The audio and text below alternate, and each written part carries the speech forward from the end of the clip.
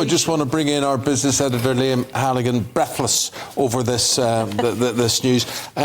So as Tom was saying, all the briefing was that the figure may go up, a small decrease, but certainly not an upward one.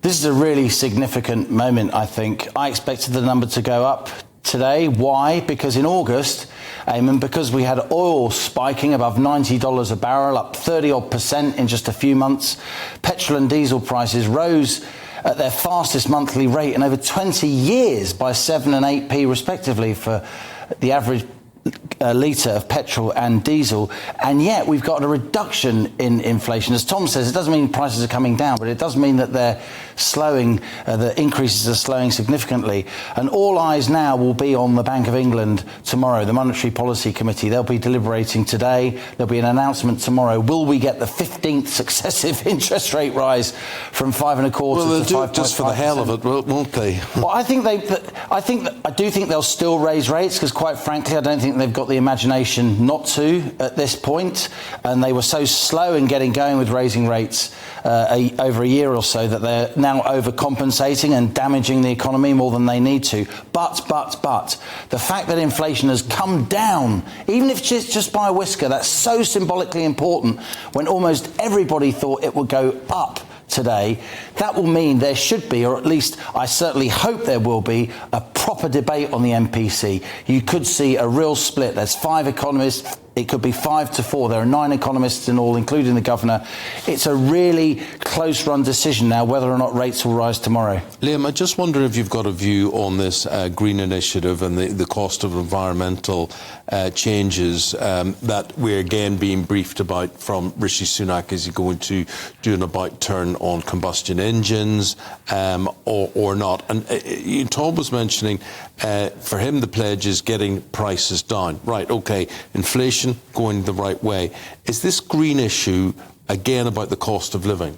I think it's almost entirely about the cost of living, Eamon. I think there's a huge split across British politics on this. I think almost everybody wants cleaner air. Almost everybody agrees there is some kind of need to wean ourselves off fossil fuels, oil and gas over the years to come, so we leave a better environment for our children. But I was just listening to Alok Sharma, the former cabinet minister. You remember he cried at the COP summit in Glasgow because he was so overcome with the need for us to address these net zero targets. And he said, we've worked so hard to build a political consensus. Why is the Prime Minister throwing it away? Look, there is no political consensus on this. What's happening is reality is breaking through. There's an awful lot of people out there who, of course, want a better environment for their children, but to scrap new petrol and diesel cars by 2030 is too much. To insist they put heat pumps in their Victorian housing, or if they live in an apartment, is too much. The UK is basically getting with the rest of Europe now. Already the ban on new petrol and diesel cars in the EU has been shifted from 2030 to 2035. The UK, I think, will do the same. The car industry will complain, but the car industry is being lavished with subsidies for a lot of this green stuff anyway. But why, you were saying earlier, why open a plant in Oxford making electric, batteries for... Well, not just open it, subsidise it. You're giving a huge investment. We're subsidising a massive gigafactory in Somerset, Bridgewater in Somerset for Tata.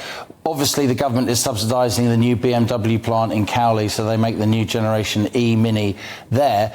Look, I do think we will shift away from petrol and diesel cars.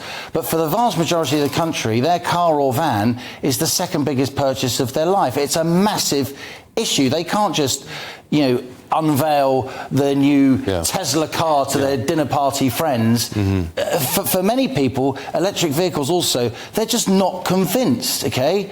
They're not convinced. These cars don't last very long. There's range anxiety. It means we need all kinds of lithium, manganese, cobalt, copper, stuff that's found in difficult parts of the world. If this is the right technology, Eamon, it will break through. And if it isn't, it won't.